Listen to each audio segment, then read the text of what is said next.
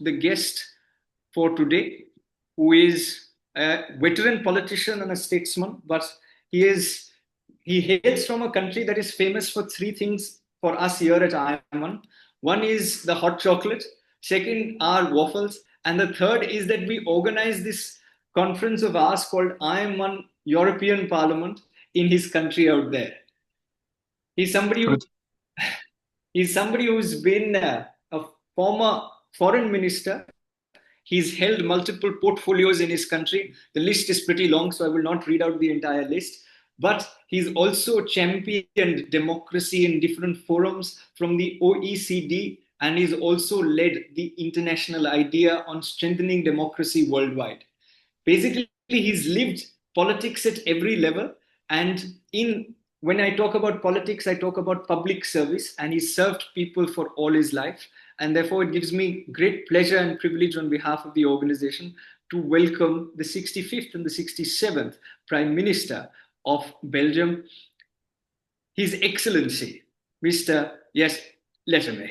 Lisba, I'm feeling very privileged to talk to you, a sample of the great Indian nation, and more particularly, you are all young people together. You're the future leadership of India, which is now the biggest nation in the world, and which is certainly on a path of development, which will bring progress, and I hope progress to all of you. So good morning. I feel very privileged. Would like to commend also the organizers. So I'm Yves Leterme. I'm the former Prime Minister of Belgium, being Minister President, Senator, Minister of Foreign Affairs, and so on, active at all levels, but with as a main focus to try to solve issues, to solve problems, and to fight for democracy and for better governance. And so I'm very happy this morning to be with you, and I will, of course, answer all the questions that have been prepared, I hope, including some questions from the audience. Thank you. Absolutely. We'll have a lot of questions from the audience as well, sir. And you started with something that is very important. You mentioned that in the interest of democracy, it's a very interesting time to be in the world right now. It's a changing geopolitical world order. You've got very different type of governments across the world today from what they were 20 years ago. It's a multipolar world.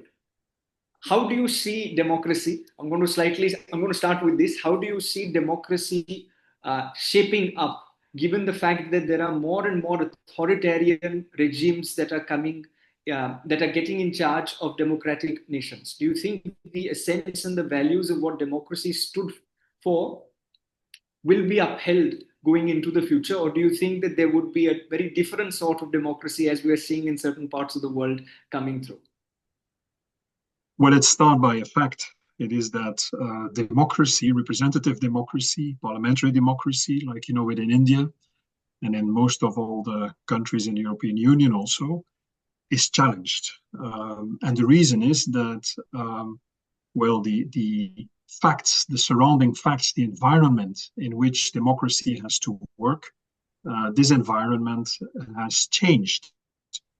Society has changed. The representative democracy, as we know it, through an activity of a parliament, a government, independent judiciary, the role of media, and so on, this kind of structure has been engineered and fine-tuned over the last 2-3 centuries, but has been engineered basically in the 18th century, 18th, 19th century.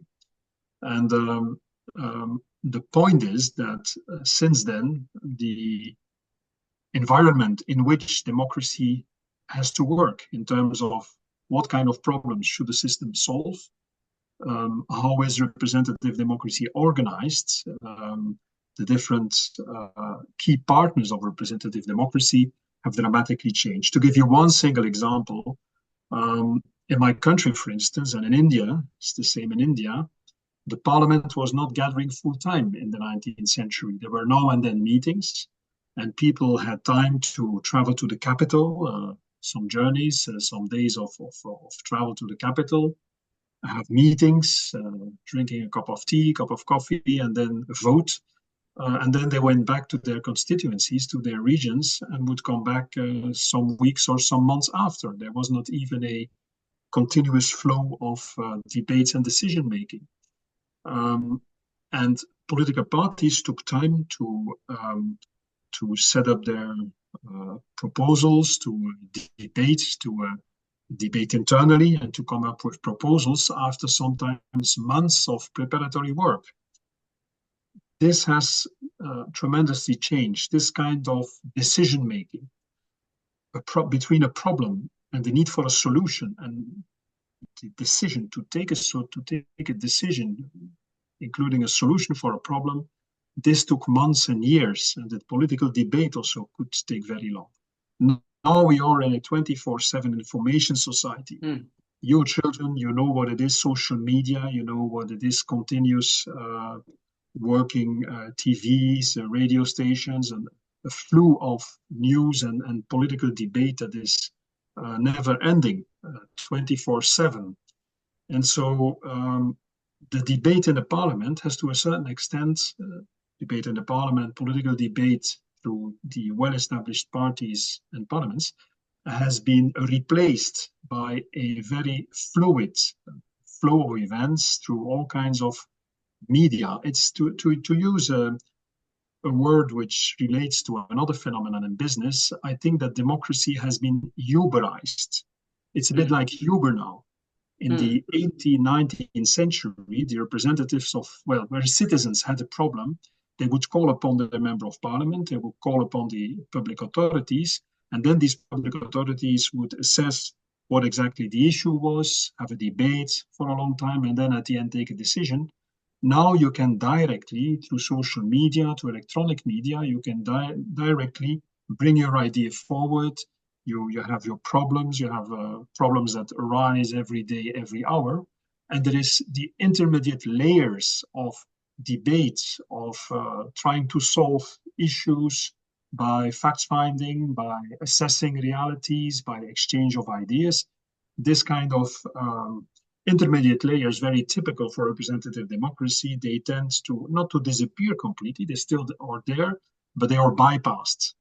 A politician today, contrary to the 18th and 19th century, lives from day to day based on what's happening in the social media, in the media world, 24/7 TV stations and so on, and less what it was in the past. And so I think that, and I close with that, I end with that, the basic problem we are facing today is that representative democracy has been engineered in the 18th and 19th century, has then been joined by the mass membership-based political parties to work with these parliaments and to elect people, and is not ready to cope with the 21st century problems and the pace of development of the 21st century. And so representative democracy is under pressure, is challenged to adapt its methods, which means adapt its tools of decision-making, the way it works, debating, solutions, solving, trying to solve problems. It has to adapt the way it works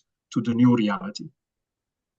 You did mention about the fact that how it has become a people's movement, and therefore a lot of membership happens via a lot of discussion happens, and a direct participation of people happens in much larger capacity than what it used to.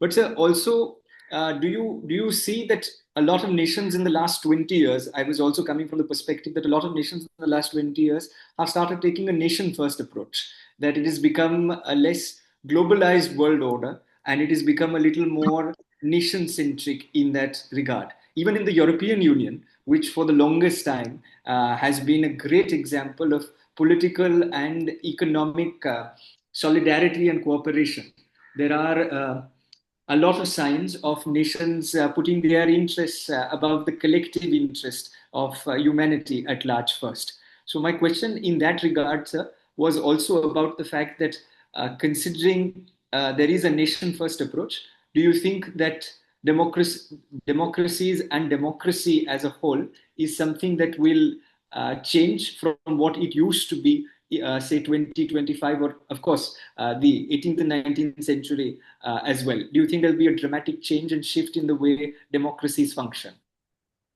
It should.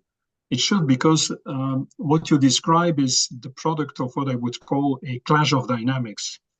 There is, on the one hand, there is the unprecedented opening of the world, the globalization. There is also the effect of information and the information technology. I already mentioned the social media. These are all new phenomena. So there is a kind of opening up of horizon, of possibilities. Global trade, you can travel from the one place to the other in the planet if you have money, with airplanes and so on. So there is this opening global marketplace, global public space, but people have a kind of defensive reaction towards that, and feel like there's not sufficiently pluses in it for them. So this gigantic opening up of the whole world, of the global marketplace, the global public space, is countered by a defensive reaction by people that don't feel very happy, that don't feel very well in this new environment. And why don't they feel very well? Because they feel like they don't have the skills, are not adapted to the new way of communication. They feel like left over. They feel like sitting aside and not being part of the process. And also, I think increasingly people are are very discontent, have a disenchantment with what I would call the commercialization of brains. Brains and data today are the economic the fuel of the economic system. Companies now, they are interested in your brain. They are trying to dominate your thinking because they want to sell you stuff, because they want to make money out of you. So they like to know, well, Rishab, what is he doing? What is his interest? And so they try to know this through all kinds of ways. This delivers data. And so this global marketplace, this global public space with lots of potential, lots of possibilities, has kind of been hijacked by private interests. And so people react to that.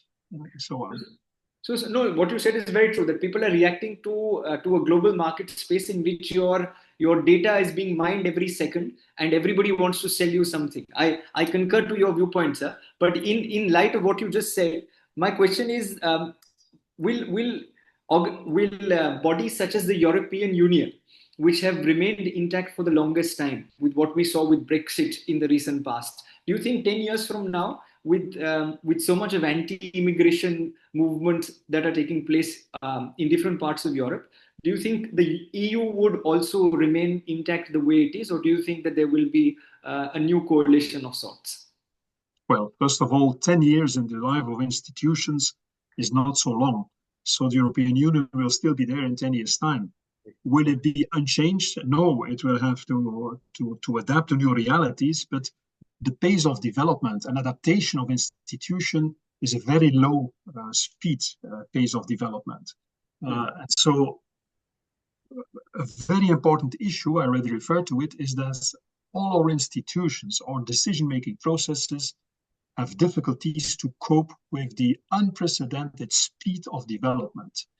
You know, Mr. Trump now, who's kind of challenging the system through the way he behaves and also in mixing up private interests with public interests, he takes decisions almost every day, sometimes within his competences and in accordance to the Constitution, and sometimes he's tempted to go beyond what is his power within the Constitution. And so to be able to manage this kind of day-to-day decision-making, private sector, public sector, by autocratic regimes, also to be able to follow the pace of development and the pace of decision-making and the kind of fluidity of the political debate is, I think, a very important issue for parliamentary system, but also for an institution like the European Union.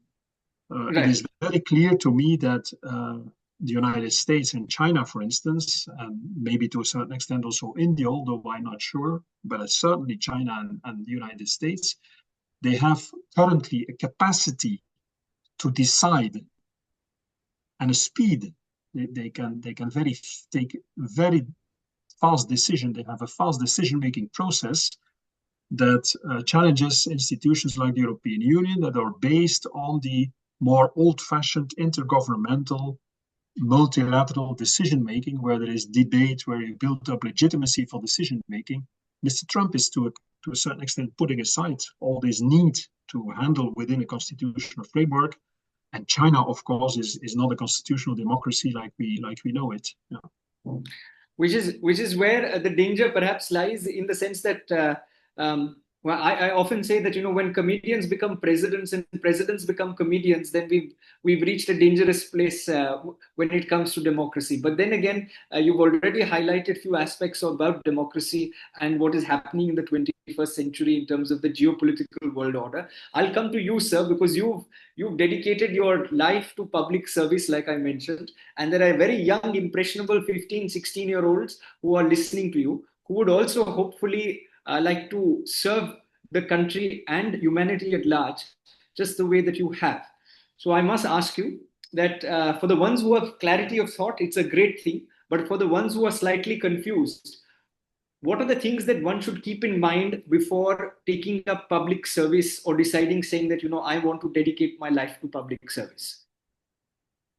Well, based on my personal experience, one of the most difficult issues to tackle, I found myself, was that as a young guy, as a young boy or girl, you go into public life and you want to improve things. You want to change things for the better. That's normally the motivation for everyone to engage in discussions and societal interaction with other people, to engage even in political work. You want to improve things. What I found the most difficult one was the high level of ambition you have at the start. You really want to realize things. And on the other hand, what is a realistic expectation you can have, and what people can, well, rightly assess as being something that you should deliver for them. I come to a more concrete expression of this. So when I was 16, 17 years old, I really wanted to change the world. First, I wanted to win the Tour de France as a cyclist, but when I felt I didn't have the capacity, well, instead of winning a cycling competition, let's change the world. And you go into politics with that idea that you really can, well, bring added value to society. And I think that's, to a certain extent, that's in every engagement, there is something positive of added value for society.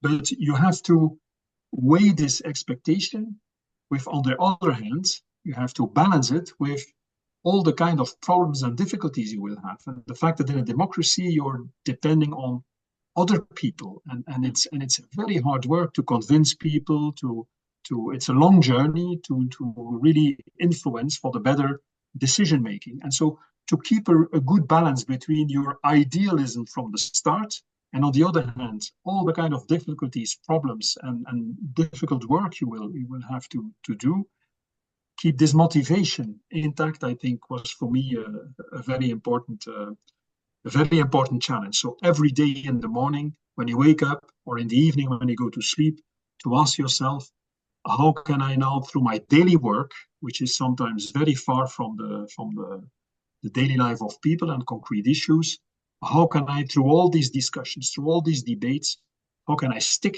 to my dream of, in whatever I do, let's bring improvement, let's bring better things for people, to change the things for the better for people. Yeah. This balance, right, your personal ideals and the difficulties of the world you will be working in. Yeah.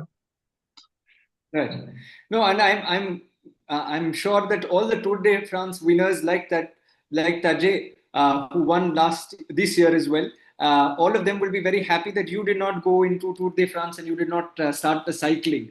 But the idea that you mentioned that, when you chose your political career, you had a very utopian worldview, and therefore it is very important to be a realist and not just somebody who essentially, like you said, has a very egalitarian worldview, but then you have to see how that fits in best into practicality per se. But sir, am I correct in understanding this, that one of the drawbacks of public service also, as I've seen when I was studying your life, is the fact that you have to be a 24/7 non-stop politician. The fact that there is no stopping the clock, because like you said that earlier it used to be a speech and a dialogue, and people would not reach out to you on Instagram or like how we reached out to you. But the idea that now there are so many ways of reaching out to people and people giving feedback. A current 16 or 17-year-old, of course, they would be enamored by the fact that one should want to change systems and bring about, a better world. But at the same point in time, we should be mentally prepared that this is not a job, but a 24 by 7 a choice, life choice that one makes. Am I correct in understanding this? Yes, you're completely right. And this is reality. Today, the public debate is 24/7, and there are on a daily basis problems where politicians have to react immediately. On the other hand, I think it is important, notwithstanding this unsustainable rhythm of developments and facts and the need to mingle into public debate. I think, on the other hand, it is crucial in this kind of hysteric environment now and then to step back and to have moments of reflection. This is personally what I sometimes missed as a prime minister, and I'm sure that I'm convinced that lots of colleagues are in the same position. You have on a daily basis to react, to take decisions, to give instructions, to also go to the parliament, to your party, to meetings, to report on what you have done and answer questions. And so it's a very it's a very demanding environment. But sometimes you have to cut the connection, sit aside, lean back, and say, where am I now? What is the problem? Kind of updating your system, and what is the mid and long term goal, and do we sufficiently keep focused on the mid and long term goal, which is more or less the ideals you have, which is the objectives you have in terms of policy making. So on the one hand, to engage fully and to be physically capable of working very hard, engage in public conversations, work very hard. But on the other hand, lean back now and then, every week, a couple of hours, sit aside and say, take a couple of hours to reflect on what we are doing, what you are doing, what your engagement is, I think is also of utmost importance here. And this is not so easy. It's easier said than done, because you will always have opportunities to express yourself. You will always see on the thread of social media things passing by that you want to react to and so on. But now and then you should leave the noisy environment and sit aside and say, what is the mid and long-term goal? And am I still on the right track to achieve my ideals? So, which is what you said, which is very true, that you sometimes must reflect, not just as a world leader, but as a student also. One must reflect as to whether we've given 100% to our history examination that we were preparing for, and what actually came of that. But another thing that I've observed in your life, sir, and if I may, is that it is very important not to have an ego as a politician. Sometimes in India and in world leaders, I see this, that the ego quotient is very high. And when the ego quotient is high, then they can serve only for one term at best. Or, if they are lucky, for a couple of terms. They then don't have the chance to for a long period of time, try to serve public. And the reason why I mention this is you offered your resignation on a couple of occasions for benchmarks that you yourself had set. So I would like all the students who are yet with me to pay attention to this part, that Sir offered his resignation twice because of a benchmark he set for himself, not what general public had set, etc. And then he thought he did not meet it, and therefore he said, I should now step aside. And after finishing your tenure, you accepted different positions which were junior to the position sometimes of Prime Minister, and therefore public service was at heart, and ego was not necessarily at heart. As I call it, everlasting gory overconfidence. But the idea, sir, it's easier said than done, especially when you're 16, 17, 18, 19, when you're young, full of hope, ambition, and you just joined. And I had so many people who were students who worked and who participated, who become members of parliament. And when they make the mistake of ringing me up, I keep trying to check and see that, has the ego quotient grown up or not? It's very easy to get, because you've got so much of adulation and love coming from people, and there's so much of appreciation, that it can get to your head. So my question to you, which would be very helpful for young people, how do you stay rooted? How do you stay with your feet on your ground, whether you are a prime minister, want to become a prime minister, or whether you are the top student of class and you are an Emma Watson in a Harry Potter series? How do you remain rooted per se? Well, something very characteristic to running for elections is that, and you mentioned it, you will be loved by people, and you will have fans, and you have people that support you, and that canvass for you, that try to convince other people to vote for you. So you have a kind of emotion surrounding you that is supporting you, and this is very addictive. I've been the person in Belgium that had the most important electoral numbers of votes in the Belgian history, preferential votes. So people really liked me. But for yourself, you have to be aware of the fact that this is also a kind of addiction. And also for health reasons, I decided at a certain moment that I would not be the whole of my life in politics. So you have people, once they have been at the top of their career, afterwards they stay in politics, they stay in government and so on, and then you can stay in government until you're 65, 70 years old. From the start, I decided that, number one, I wanted always to be a bit independent from the political world, not depending on the political world for my income, for my happiness, and so on. And secondly, that I wanted to do different things in my life. So I'm a little bit special compared to other colleagues that spend the whole of their lifetime into politics. But whatever attitude you may have, it is really important to know that electoral politics is very addictive. The first time you run for a mandate, well, you're anxious. Will people really vote for me? Will they cast the ballot with my name? Will they find me on this list of candidates? Will they, when you go into meetings and you try to convince people, looking the people in the eyes, you're always unsure whether they will like you. And so when you start to be successful in electoral politics, and I ran 14 or 15 campaigns and always had an enormous amount of votes and enormous amount of people backing me, unprecedented in Belgium, this, of course, has an impact on you. You feel loved, you feel supported by people when you go out in the streets or you're on a TV station and so on. You have a massive feedback, positive feedback from people.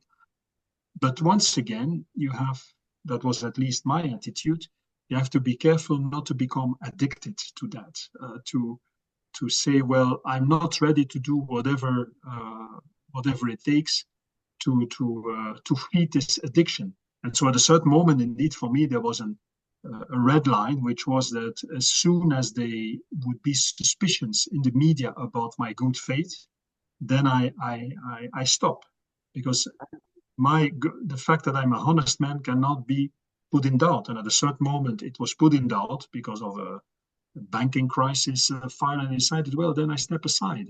I resign. And I came back, of course, because it was proven that I did nothing wrong.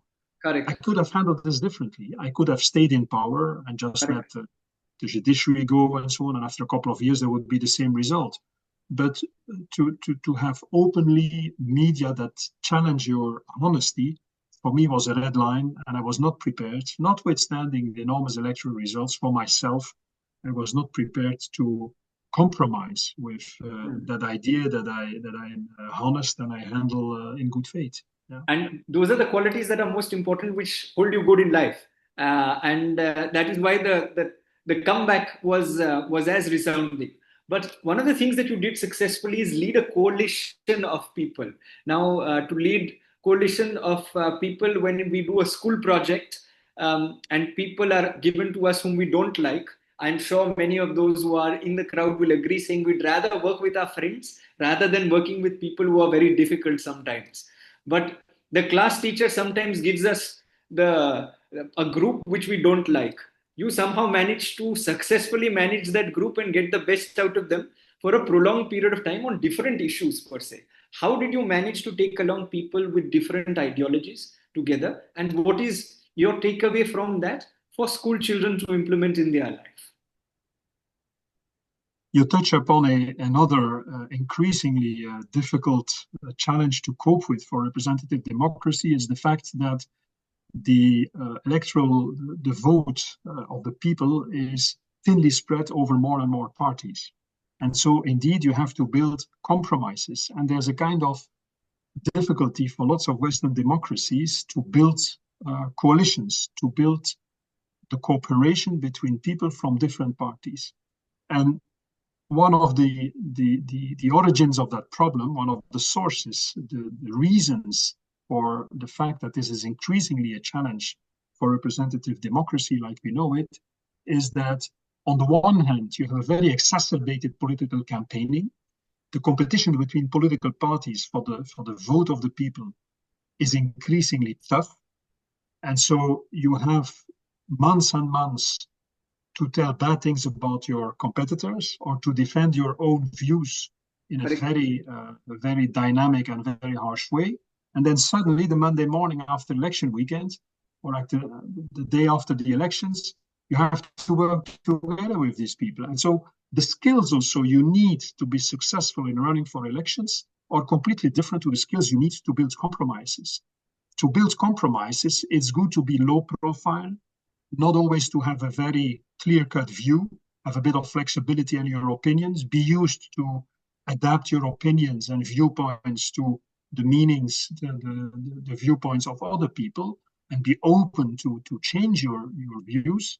In an electoral campaign, to win elections is completely different. You have to be very convincing in TV debates, in rallies and in meetings, and you have to show that you're better than your competitor. So this difference in the skills needed is also a very important issue. How then do you build compromise? Well, I would say the point is always to try to find the common denominator in the positions of the different, for instance, my government was 7 parties. Every time when we were having a point on the agenda, a problem that we had to solve, I had to look into the programs and to listen to my colleagues and to try to find, well, at least some points on which all the 7 would agree, related to the matter to be solved. For instance, if we had to save banks, we had to save banks from bankruptcy. And the point was, does the government have the capacity and is it ready to put taxpayers' money on the table to temporarily support the banks? And so after hours and hours of listening to colleagues, hours and hours and not days and weeks because things had to be handled very quickly, I found out that we were in agreement on at least 3 principles. The number one was that if we have to save a bank, we have also to have an effort from the shareholders. So with taxpayers' money, we will not be the only ones to save the banks. So number one, is it a bank where the shareholders are also ready to pay an effort? Number two, is it reasonable to expect that at a certain moment we will have the taxpayers' money back? Is there a sustainable path of development for this bank? And number three was, can we prove that in the past and present, these people have never been behaving as crooks? Have they always been sticking to the law and have they always acted legally? And there was amongst the 7 parties a kind of agreement that the conversation could start in case these 3 conditions were fulfilled. And starting from that common platform, and sometimes it's a very low common denominator, but starting from that, you can start to try to build compromises and find solutions. But it's certainly one of the most difficult issues we are facing now as representative democracies, is that on the one hand, the electoral competition is more and more exacerbated, and is also through social media is tougher and tougher. And on the other hand, you need more and more to find compromises because the political vote is thinly spread over so many parties. And students will resonate with you because more and more teachers are deciding who should be a part of our group project and giving less of us a chance in order to decide that. But the idea that that one has to learn how to take everybody along is very, very important. And also, one learning from one's own mistakes is also very important. Everybody, sir, talks about success. And, Prime Minister, the idea that when everybody talks about success, it's a good thing. But where I would like to say that failures teach you much more. At least in my case, I failed more than I've succeeded. And the idea that if you would be comfortable in sharing any failure that that you had in your political career, what did you learn from that, and what can it how that can be extrapolated into the life of a leader of tomorrow who is listening to you?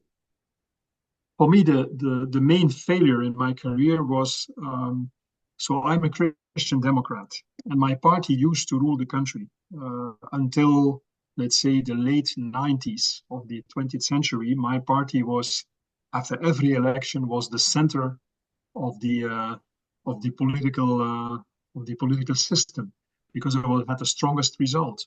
But at a certain moment, this changed, and my party was very close to become irrelevant. And so I decided at a certain moment that we should merge different groups and start to build up a new cooperation within the center in the political spectrum. So not a right-wing party, not a left-wing party, but a center, Christian Democratic, Flemish nationalist, bigger party, the moderate nationalists. So we made that cartel, as we called it, this kind of cooperation in 2003. We won elections. The failure was that at a certain moment, the nationalists that were part of our new grouping, they had difficulties to cope with compromises. So they were so used to say, it's Flanders first, it's all for Flanders. Like you would have in your, for instance, Punjab or whatever, you would say, well, India is important, but our region is even more important. So they had that kind of attitude that Belgium is important, but the most important is Flanders. And they were not used to compromise with other parties. And so our failure was that we underestimated the fact that these people were not used to build compromises, had no history also of compromising their viewpoints and themselves in bigger solutions where everybody has to adapt to the viewpoints of one another. And so in 2010, after 7-8 very successful years, we split again. So the Christian Democrats and the Nationalists split again in two separate parties. And that was the moment where I decided that, well, this was not the view I had on politics. And so I then had more than 30% electoral vote for this group of parties. And my party decided to again stand alone, to be in a standalone position as Christian Democratic Party. The result was, instead of 34, we had 13, which was predictable. But people felt more comfortable being part of a smaller party with pure their own views, instead of mingling with other people and forming a big political grouping in the center of the political landscape. So in terms of failures, this is my failure. It is that we successfully took over power, but we could not make it a lasting story because of the fact that at a certain moment we could not convince anymore the nationalists and the Christian Democratic people to stay together in one grouping, and that this would make us stronger together. They decided to be the pure, uncompromised Christian Democrats and uncompromised nationalists. Yeah. And they perhaps forgot that it was moderate nationalists or civic nationalism, and for the split. But I'm glad that you shared this story. It's very important to know, and how you came into power, in terms of how exactly that happened, how you stitched together this whole coalition, how you managed these things whilst you've been Prime Minister. It gives a lot of insight in terms of leadership.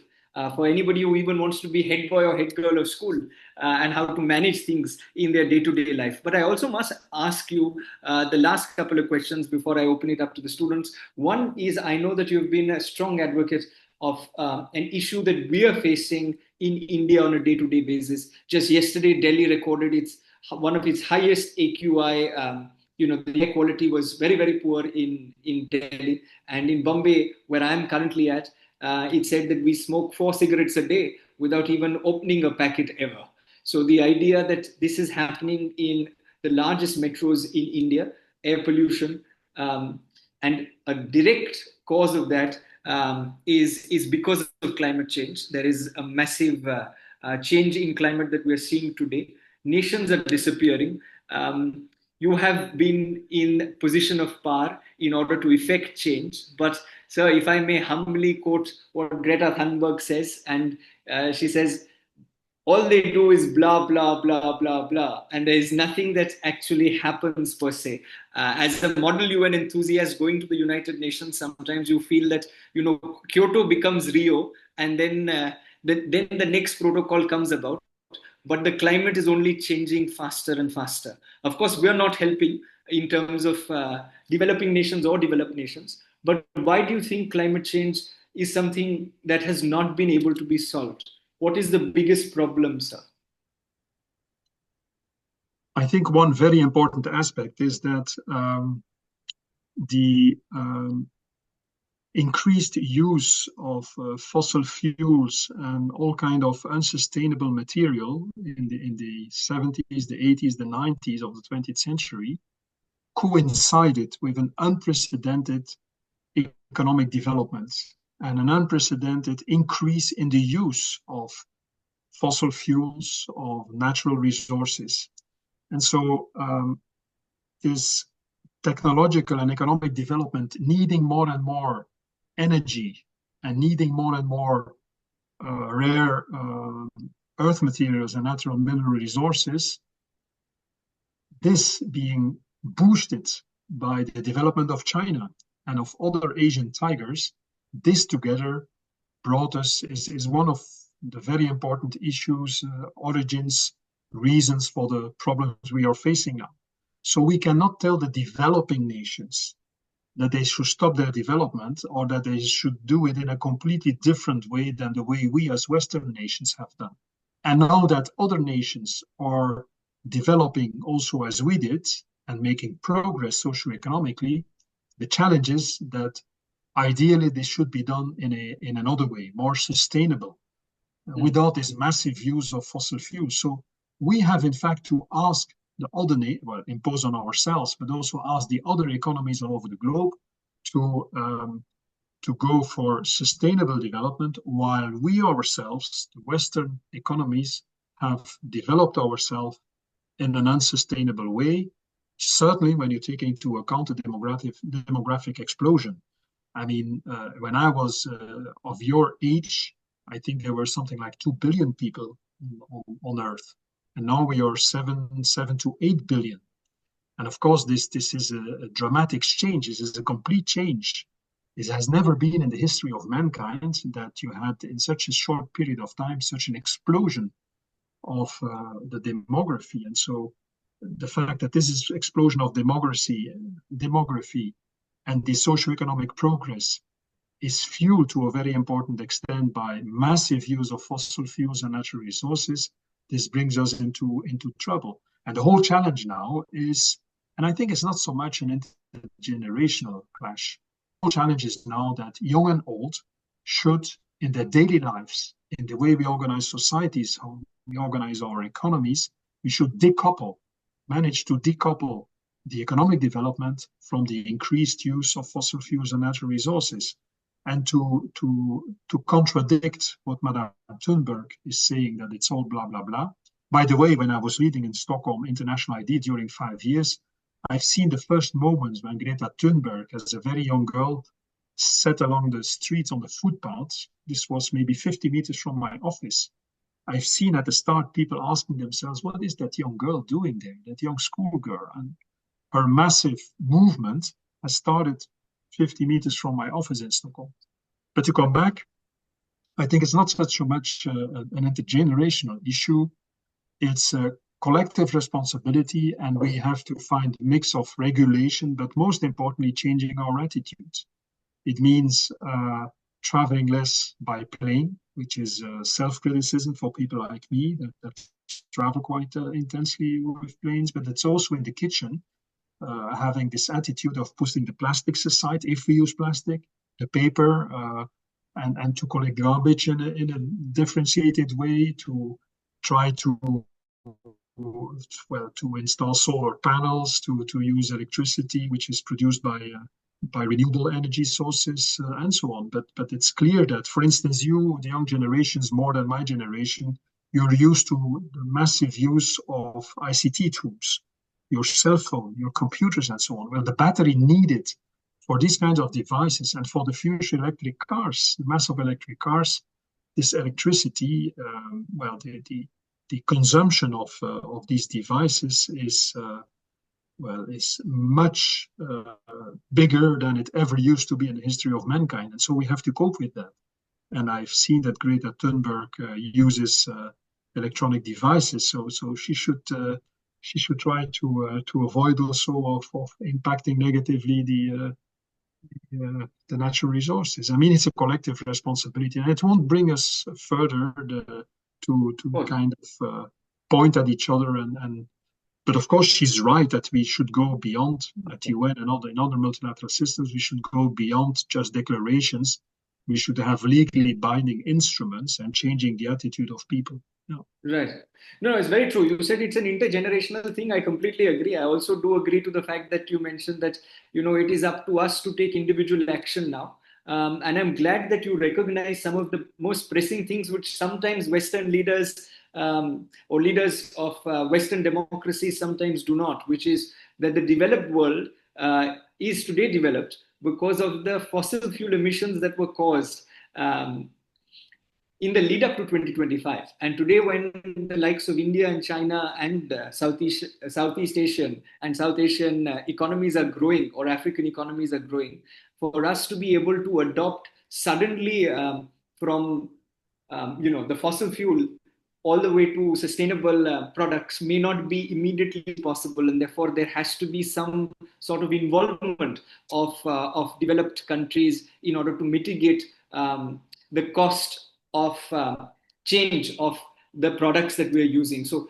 to that end, but it's possible. It is possible. Look at China. What China has done over the last couple of decades to become the #1 producer of electricity based on renewable energy sources, of renewable energy. Right. This is a massive success. So last month, for the first time, China produced more electricity out of renewable sources than out of charcoal burning and other fossil fuel. So it is possible to change. Yeah.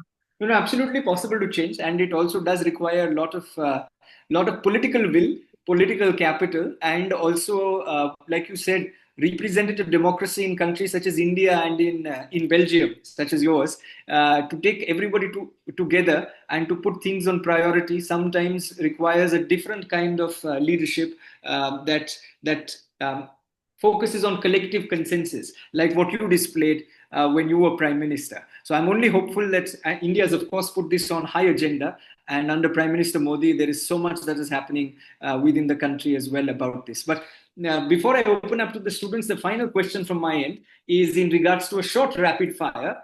What is the first word that comes to your mind when I say the following words? When I say climate change. Challenge. When I say Belgium. Difficult. Democracy. To be protected. When I say youth. Hope. India. Future. And the final one is when I say the concept of uniting nations. Is that a possible? Is there space for the concept of uniting nations and coming together on common causes? There's no alternative, but it will cost a damn of an effort to bring it so far. But there's no alternative than to cooperate. Yeah. There is no alternative than to cooperate, and who better to teach us about cooperation leadership than a person who has been selfless, who has selflessly served his nation and then humanity at large. It gives me great pleasure to be able to say that I was able to have this conversation on behalf of IIMUN